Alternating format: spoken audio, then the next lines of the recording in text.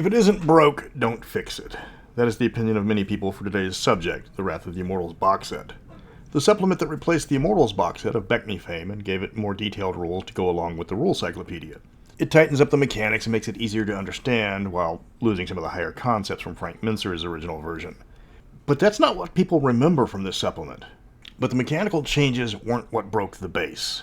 That was left to the attached adventure that shattered the known world and eliminated 2 existing nations. Many people didn't like the removal of Alfheim and Alphatia, and even more didn't like how it was done. It's time to talk about this as my remasters list grows even shorter. Welcome to Mystara, and it's the end of the world as we know it. It's the early 90s. You're working at TSR and need a way to get people to start buying setting books again, as a good chunk of them have already been released. Do you expand the settings with new and exciting locations? Revise the books for the new second edition and rule cyclopedia? Keep releasing adventures in the settings, letting new players experience different aspects of each area and fresh and original ideas? Or do you nuke all of them, causing major changes to each world and pissing off your fan base because you've not just changed the thing they like, but radically altered it? If you said the last one, congratulations. You understand one of the reasons why TSR failed. Mystara was sadly not immune to this. The Beckney series had been replaced in 1991 with the Rule Cyclopedia, which was less of a new rule set than a compilation of the old rules with some new additions and strategic locations. It covered all the classes from levels 1 to 36, complete with all the new DM stuff as well. It gained the reputation of the most complete D&D book written, and there hasn't been a rule set that has even come close since then. All of the rules, characters, monsters, treasures, and adventures you needed to run a campaign in a single book. An inexpensive single book that was backwards compatible with all the Beckney modules. All that was missing was the updated rules for the Immortals. Insert Wrath of the Immortals, released in 1992, written by Aaron Alston. Jeff Easley did the cover art, and Terry Dykstra handled the interior art. The box set included 2 books, a 128-page source book for playing the updated Immortals, and the 96-page adventure of the same name. It included maps showcasing the drastic changes to the known world inflicted by the supplement. Just to get this out of the way, if you want a copy, it goes for over $100. There is no POD or PDF that I could find, and I've seen it go for over $200 for good copies. It's far more crunchier than the Immortals box set, but people found it easier to understand. Codex of the Immortals is the rulebook. It breaks down all the powers you get as an Immortal, how to level up, and how to run a campaign. The book might as well be an entirely different game compared to how different it is from mortal level play. The game is far more politics than combat now, as few things can harm you, and even fewer can permanently hurt or kill you. Unlike the Immortals box set, the player and DM rules are in one book.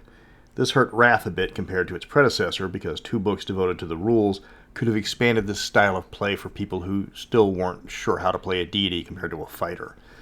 It could have included more monsters, immortals, artifacts, locations, and the like, rather than cramming everything into a single book.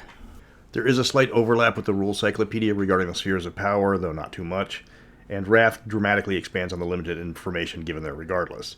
Instead of a couple of pages on becoming immortals, it gives you 8, detailing each path with the mini charts and rules. Some of these rules aren't exactly playable, like when the Polymath Reincarnation chart makes you replay as a blink dog in your quest to reclaim the same artifact you recovered previously. Good luck getting your former followers to understand you, or carrying the Club of Evil thwacking out of the cave without opposable thumbs. The most significant issue people have with playing an Immortal, other than it's an entirely different game from what they were playing, is not the difficulty in becoming one, but the repetition that is required. Epic quests are one thing, doing it 4 times in a row is another matter. The trials also turn the game into a lot of one-on-one time with the DM, as players must perform mini-tasks without outside help. This again makes becoming an Immortal less like a D&D game with a party adventure, and more like a video game with a main character and a bunch of supporting players. At least the Paragon's required challenging of rival wizards is reduced to 8 wizards instead of every wizard in 1,000 miles. Much easier to accomplish. Wrath introduced us to numerous Immortals that became iconic for Mystara. Rather than just giving us names, ranks, and duties, it provides us with backgrounds and abilities for dozens of deities. It compiles the various Immortals from previous works and tries to explain them in detail. This includes not just the Gazetteers, but also the few Immortal modules that made it to print. However, it throws out large chunks of backgrounds for the modules. It gives us the Clerics of Immortal special rules, which were only on a case-by-case basis in some books before that. Now everybody gets somebody depending on who they worship. It doesn't include all the Immortals from past modules, so Forsetta from Curse of Xanathon gets left out, but Raphael from the Shadow Elves makes the cut, probably because he's such a nice guy. It talks about how Immortals take on multiple names to reach out to different worshippers, but not to the extent that later products like the Red Steel or the Hollow World expanded into. If you want to know the background on lesser-known Immortals, you're not going to find them here. But if you want to know about Ixion, patron immortal of the sun and illumination, it's all here. Of course, he's the guy that hogs the spotlight, if you couldn't tell from his domain selection. On the bad guy side, you got Nyx, the patron immortal of Spirit Halloween, and possibly the perkiest deity of death you're going to find in D&D. I need to give that woman her own video, and probably Ixion and a few others. Alright, they're on the list. What Wrath underachieves compared to the Immortal box set is that of domain design. Immortals gave you numerous options, with high concepts like increasing the number of dimensions you could add to your home. Wrath gives you examples, but that's it. You design your new plane of existence by talking it out with the DM. Do you want air for your palace floating in the void? You better write that down. Is it going to be populated? If so, by what? Despite giving you rules on creating new worlds, domains, and even galaxies, they don't give you any further details. That is a reoccurring problem with Wrath, where it hints at what you can do but doesn't give you all the details. That's left for you to figure out, and this isn't a supplement that's easy to grasp for a lot of people. It talks about the city of the Immortals on the moon of Pandias, but abruptly cuts it short, probably because of page count. It hints at cities devoted to the planes, like the unnamed flying city around the plane of Destrin that the Immortals of Energy occupy, but all we get is a single line mentioning it. There's no mention of the Mystaran afterlife or how you handle your followers. Do you answer their prayers individually? How do you grant cleric spells? Do you subcontract this, and if so, to whom? Wrath made playing an Immortal easier, but it was still too different from D&D for most people. There were no modules written using these rules, and no future supplements referenced by any of the lore introduced outside of some of the Immortals. It gives fleeting rules of other planes, but only the basics. It doesn't go into the cosmology of Mystara. It gives you 21 pages on just the rules for artifacts, but half of that on rules that you would actually use to play the game. Wrath's most significant flaw with the rules is it's got a misguided focus on what was important to players. While Codex of the Immortals was disappointing to many people, the adventure Wrath of the Immortals was infuriating. This was Mystara's entry into the TSR nuke phase. Every setting had to burn to the ground in the early 90s, and we were no exception. The Forgotten Realms had the time of troubles, with lots of gods dying and 3 of the most railroading modules ever written. Ravenloft got rearranged with the Grand Conjunction. Greyhawk saw old tensions among its nations explode into total war with the Great War. Mystara saw its theme of Cold War tensions completely fizzle with an adventure that destroyed numerous nations. At the same time, the characters were busy doing fetch quests or watching all their actions do nothing to prevent any of the events of this adventure. The theme of the module is false choice. The cover art for the adventure was again by Jeff Easley, and it was obviously recycled art that I had seen before. I swore it was Tyron Thraxus from the Pool of Radiance series, but after a brief search, I found out that it was Baal coming out of the Darkwell of the novel of the same name. Don't bother looking for that book, it's not one of the good ones. It was one of the rush jobs that TSR would become famous for. Which makes it even worse because the author was Doug Niles, who can actually write. This is the guy that gave us Test of the Warlords and a host of other modules. That has nothing to do with Wrath of the Immortals, it's just an example of TSR half-assing it late in the Mystara series. Time to quit stalling. This is the module that broke Mystara, there's no sugarcoating it. This adventure advanced the timeline past 1000 AC, destroyed 2 nations, eliminated the fantasy Cold War tension that defined the setting, removed one of the most popular Immortals, and made the players watch. I'm not kidding about that last one. The player is going to be in the room where they watch an entire continent get destroyed. The same room where they were being pushed to finish their quest in time to stop the continent from sinking into the ocean. If they succeed, they get to watch 2 Immortals argue over the start of the war before the continent breaks apart and sinks. Then the characters get rewarded with a single wish each for saving 75% of the world's continents. Apparently a C average still gets you nice things in Mystara. And before you ask, you can't wish to reverse the adventure's results. You can't wish the Immortals involved in the Hall of Air weren't entirely incompetent. You can't change any of the results that the module shoved down your throat. Trust me, I've tried. The issue with much of the module is the players have no agency. It makes massive changes to the setting, requiring the players to ignore the background events and for the leaders to make boneheaded decisions constantly. Many of the Immortals introduced in the rulebook would be definitely involved in the events of the world, just sit back and do nothing. You've got multiple Blackmore-era Immortals that know the danger of a magical nuclear reactor and they do nothing. Immortals will intervene when another Immortal is actively killing mortals. This is established in the restrictions on your powers in the rulebook, but it is forgotten so the plot can happen. I know TSR dictated that Mystara had to get hit with a nuke, but it was possibly the most ham-fisted way of all the other settings. You maniacs! You blew it up!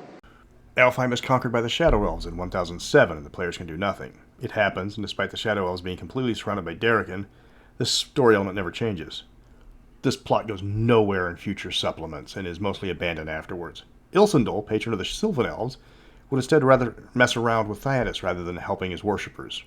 Raphael, the nicest guy in the immortal pantheon, is perfectly happy watching his elves suffer, as they have no idea how the tree magic works. This was one of the most frustrating parts of the adventure, as nothing regarding the fate of Alfheim made any sense. One of the best written gazetteers was made entirely irrelevant, not to mention Tall Tales of the Wee Folk, which is not mentioned at all in Wrath. That's always been a problem with Mystara, as future products forgetting past works results in massive continuity problems, like leaving godlike Archfey standing in the middle of a blighted forest wondering what the hell just happened. The events of Wrath caused no small amount of continuity problems, as many of the points created by the adventure are never addressed again. Alphatia, for example, is digging a hole to the Hollow World. The Empress is very aware of the land in the middle of the planet, even having a city built halfway to the Red Sun in the pit they're building. While this dig is sabotaged, the fact that Alphatia has already built a tunnel and understands how the Hollow World works, and then an NPC explains a lot of these to the characters in the module, is going to be an issue, as Alphatia is pretty much powerless in a world where it is the most technologically advanced nation by a factor of centuries, and has powerful unknown magics compared to the surface below. And thanks to Haldemar, it has pre-existing knowledge of this location. According to the rules of the Hollow World, anyone name level or higher gets to keep their memory. Alphatia has supposedly 1,000 maximum level wizards. The Hollow World is totally screwed. But like most nations, the book stops short of them achieving greatness at the expense of others. Many times the events fall into suddenly the artist suffered a fatal heart attack levels of cop-out. Ethengar invades the Helden Freeholds, but just when they were on the brink of conquering their neighbors, a plague defeats the invaders and forces them back, where they will linger in obscurity for the rest of the meta plot. Thyatis invades the remnants of the Alphatian Empire, only to be ravaged by another plague. The Shadow Elves do nothing in their newly conquered territory, and nobody crushes the upstart nation, despite its surrounded and outnumbered population. The metaplot stagnates right after Wrath of the Immortals. The events of Wrath of the Immortals will happen in canon. There's nothing the party can do to stop the sinking of Alphatia, the destruction of Alfheim, the upcoming wars, Calantry being hit by the meteor, or magic failing for an entire week. Everything in this adventure has to happen. The players can stop none of it. The adventure takes years in game time to complete, and none of the events I just mentioned can be affected by the party in any way. They sit back and watch while working for a magic mirror for other purposes. If they go to the temple of Balthok the Destroyer, patron of dragon slayers and warriors, and don't help the priest, he still succeeds behind the scenes. So why does he need the party? You don't get to redo Rabs. The events of the Darrican War are set in stone. This makes it very much like the Time of Trouble's Avatar trilogy in modules, where the players get set on a railroading escort mission for the NPCs that matter in that series. I will give Wrath the benefit of at least not having the constant escort missions. There are two endings in the adventure, and they are effectively the same except for the fate of Rad. He has a doomsday machine. It destroys Alphatia. Whether he gets sucked into the nucleus of the spheres, or the old ones get tired of the war and make their first and only appearance, is up to the players. The party can try to tip the balance in the fight between Ixion and Rad, but they aren't anywhere near the immortal power level, and their actual participation is pretty much up to the DM. In the best ending, you can achieve what causes the nucleus of the spheres to drain from the sphere of entropy instead of energy.